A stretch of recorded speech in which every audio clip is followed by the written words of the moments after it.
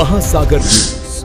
नमस्कार, मी स्वप्नील दुधारे. महासागर न्यूज मध्ये आपलं स्वागत आहे. महाराष्ट्र आणि मॉरिशस या दोन्ही प्रदेशांमधील मैत्रीचं नातं पिढ्यानपिढ्या पुरतं असून साता समुद्रापार राहून तेथील मराठी जनसमुदायाने आपली सांस्कृतिक नाळ अतिशय अभिमानाने जपली आहे, असे गौरवोद्गार भाजपाचे महाराष्ट्र प्रदेशाध्यक्ष रवींद्र चव्हाण यांनी मॉरिशस येथे काढले.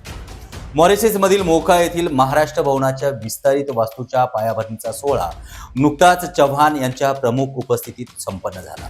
महाराष्ट्राचे मुख्यमंत्री देवेंद्र फडणवीस यांच्या पुढाकाराने महाराष्ट्र भवन वास्तूच्या विस्तारासाठी 8 कोटी रुपयांचा निधी मिळाला असल्याबद्दल उपस्थितांनी कृतज्ञता व्यक्त केली आहे. प्रदेशाध्यक्ष रवींद्र चव्हाण यांनी मॉरिशस दौऱ्यात उच्चस्तरीय मान्यवरांच्या भेटीगाठी घेत भारत आणि मॉरिशस संबंध अधिक दृढ केले आहेत. या दौऱ्यात चव्हाण यांनी मॉरिशसचे राष्ट्राध्यक्ष धरमवीर गोकुल यांच्या शासकीय निवासस्थानी सदिच्छा भेट घेतली. या भेटीत भारत मॉरिशस मैत्री, ब्लू इकॉनॉमी, पर्यटन, AI आणि सायबर सुरक्षा यासारख्या महत्त्वाच्या विषयावरती सविस्तर चर्चा करण्यात आली. मॉरिशस हा भारताचा लहान भाऊ आहे असं सांगत राष्ट्राध्यक्षांनी भारताचे पंतप्रधान नरेंद्र मोदी आणि मुख्यमंत्री देवेंद्र फडणवीस यांच्या कार्याचं कौतुक केलं.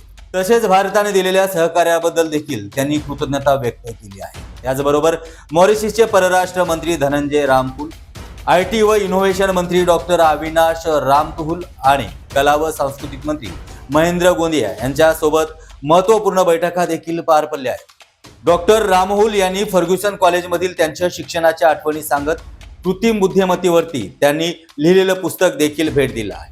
महाराष्ट्रातील रेशनिंग व्यवस्था GPS यंत्रणाद्वारे पारदर्शकता आणण्याच्या निर्णयाचे त्यांनी विशेष कौतुक केले. तसेच मॉरिशसला आफ्रिकेसाठी AI क्षेत्राचा प्रवेशद्वार बनवण्यासाठी भारताचं सहकार्य आवश्यक असल्याचं त्यांनी नमूद केलं आहे. त्याचबरोबर सांस्कृतिक देवाणघेवाण, वाचनालय, जागरी नृत्यांचं युनेस्को नामांकन यासारख्या विषयांवरती देखील इथे सकारात्मक चर्चा करण्यात आली.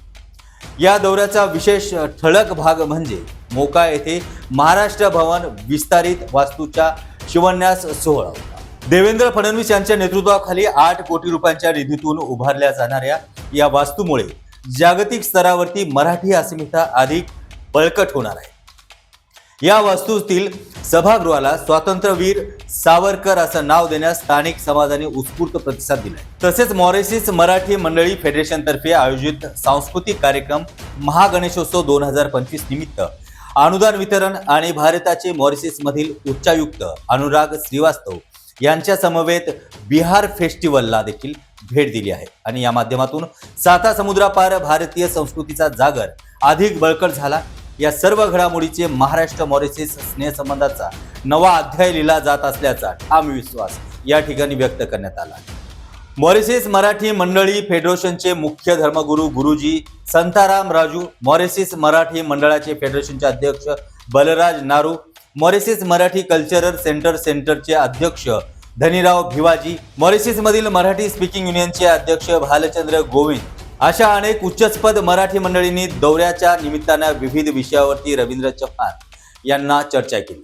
तसेच मेलोरोज, श्री गजानन सरस्वती मंदिर, मॉट रोशेस मराठी मित्रमंडळी, विठोबा रुक्माई मराठी मंदिर, डायगोटियर मराठी शिव मंदिर, लेप्स पेरॉन्स मराठी गणोबा मंदिर, त्याचबरोबर प्रोव्हिडन्स मराठी मित्रमंडळ आणि पाल्मा मराठी सभा या संस्थांना महाराष्ट्र शासनाच्या सांस्कृतिक विभागाच्या वतीनं चव्हाण यांनी अनुदानाचा धनादेश देखील सुपूर्द केला आहे.